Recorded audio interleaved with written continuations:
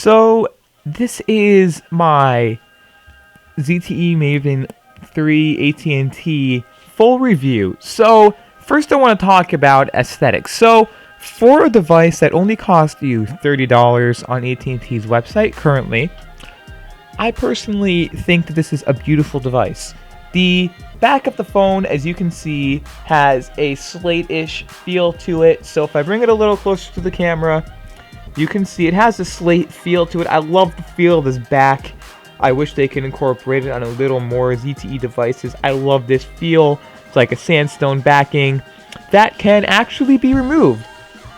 So if we take a look, I can remove this backing by a little knob tab to actually reveal a removable battery. Now that's not something you see every day in a device. As you can see, it is flexible, but it's not something you see. So it has up to 32 gigs of SD card storage, plus the built-in SIM card that came pre-installed already. And then the sides of the device are technically plastic, and as you can see, it looks a little like a fakeish metal, but I know it feels plastic for sure. The one thing I don't like is the power button isn't textured. It's not like a cheap feeling textured, which I love better than just smooth, but you can differentiate it for sure. And then the camera hump also isn't that bad. Then the front of the device is another place that doesn't look too bad. For a 5-inch display, you get your 3 capacitive buttons, and then on top you get a ton of fingerprints too, because I forgot to clean this device off and I don't want to now. And then you get also an LED light right up there. And the other thing you get is your camera and your screen. The screen literally isn't that bad. Like, if I go like this, 3 dots, I'm going to go over to this screen right here, and I will zoom into it. As you can see, this isn't that bad. So let me turn off auto brightness here, turn it down more. It really isn't bad. I think it's a beautiful screen. Like, for what it is, I think it looks beautiful. I think it looks vibrant for being only 480 TFT panel. I think it looks vibrant, and it comes with a ton of different software built into it already. 7.1.1 comes built in. So as you can see, I haven't loaded up much on here at all, or anything at all, really. I tried some stuff, so nothing would actually load for me. And from here, I went through and I just tested it out, calling and texting on it, and taking pictures too. So in my opinion, I love the picture quality. I did a video that I will link down below just for camera.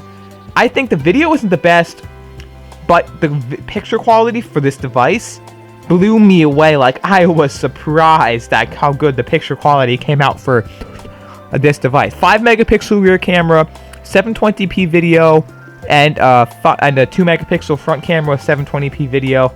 And they both blew me away in terms of what they did. And for the performance of the device, I was able to text fast and call people well. That worked out. The battery lasted me all day of calling and texting people. It has a headphone jack for you people that care, and it has a micro USB charger.